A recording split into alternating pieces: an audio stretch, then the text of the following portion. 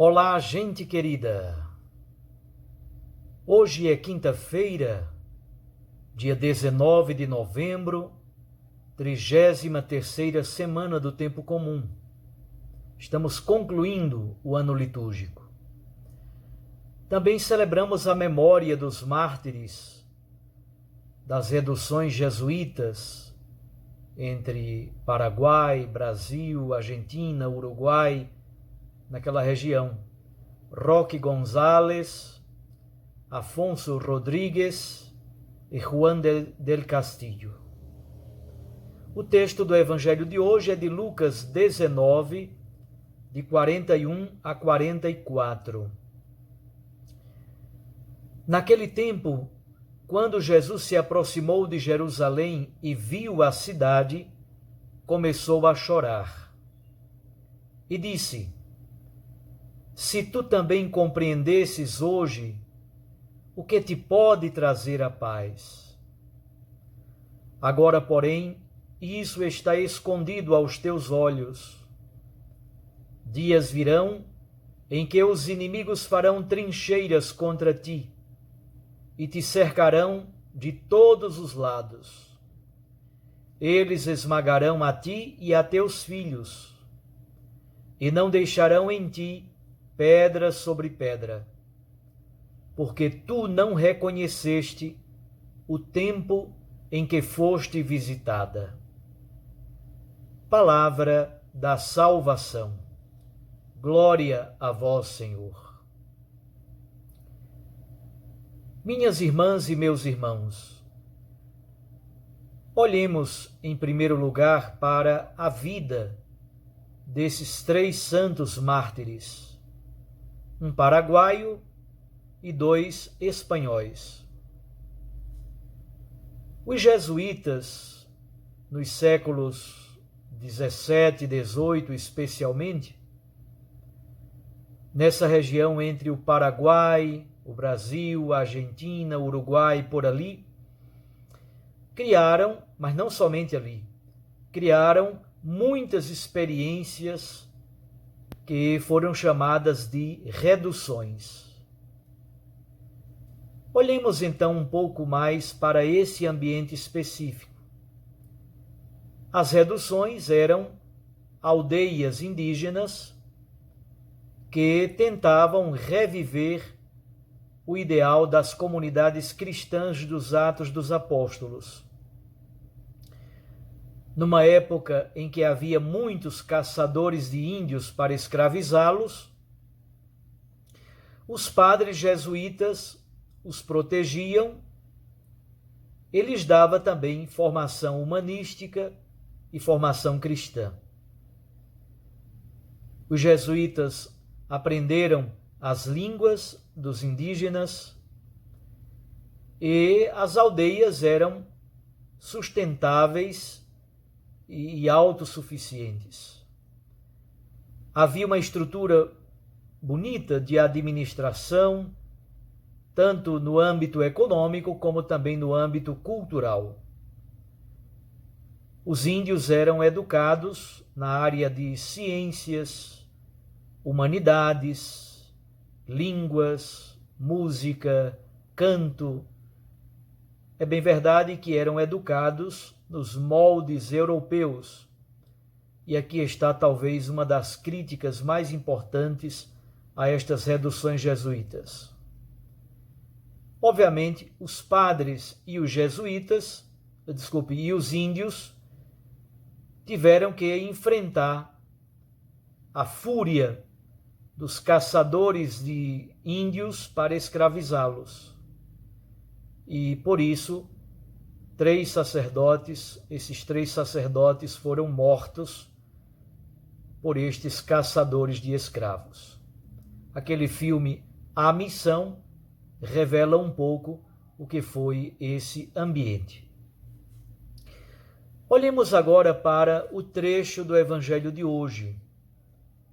Em Jerusalém, no Monte das Oliveiras, há uma igrejinha franciscana chamada Dominus Flevit. Dominus Flevit significa o Senhor chorou. ela é construída num formato de lágrima, uma gota de lágrima. Foi construída pelos franciscanos na década de 50, 1955 aproximadamente. Jesus chora não somente por antecipar a destruição de Jerusalém, que vai acontecer no ano 70. Aliás, quando Lucas escreve o seu evangelho, já havia acontecido a destruição de Jerusalém. Mas Jesus chora sobretudo porque Jerusalém não foi capaz de compreender o caminho da paz. É o escândalo da rejeição do Messias. Israel passou a vida toda esperando o Messias. E quando ele vem, Jesus, eles então o rejeitam.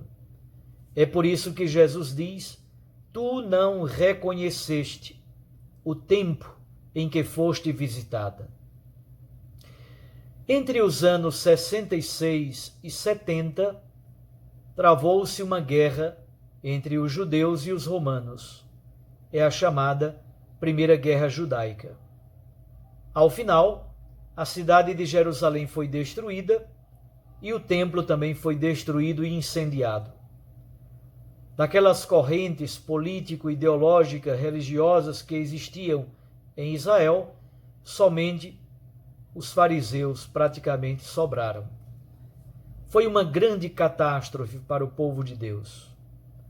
Pois bem, Jesus está querendo nos dizer que não o acolher, não o amar, não o seguir, fazer-lhe resistência e até matá-lo na cruz, por inveja, por ciúme, é talvez a maior de todas as catástrofes. Jerusalém está com os olhos vendados, não consegue reconhecer o caminho que conduz à vida e à paz, que é Cristo. A ironia é que na palavra Jerusalém está a raiz hebraica Shalom, que significa paz. Jerusalém é a cidade da paz. Contudo, as elites de Israel enveredaram por um caminho contrário à paz. Só gera violência e uma religião que distancia o ser humano de Deus. Assim que a elite de Israel atuou. Por esse caminho, o ser humano se destrói. Ele se perde mergulhado em sua própria soberba, em sua própria autossuficiência. Deus, é verdade, não deseja o sofrimento e a morte dos seus filhos. Mas, em cada catástrofe, há lições que precisam ser colhidas.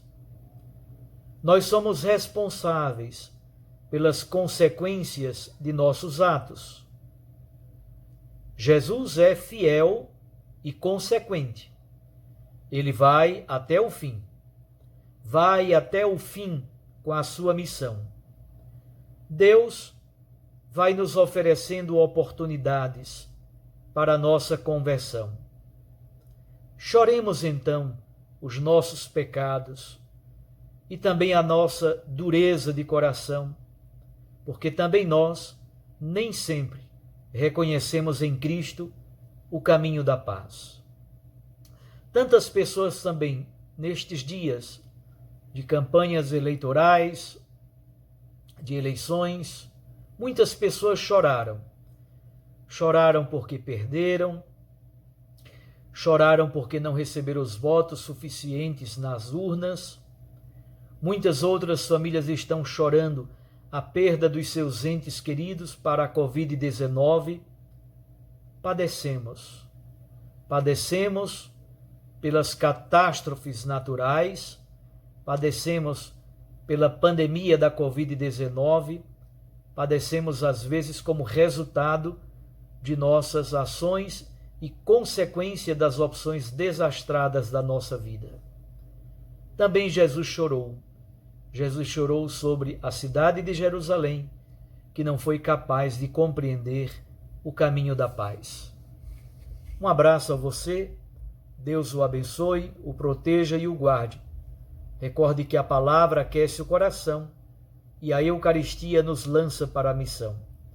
Fique com Deus e com sua Mãe Maria Santíssima.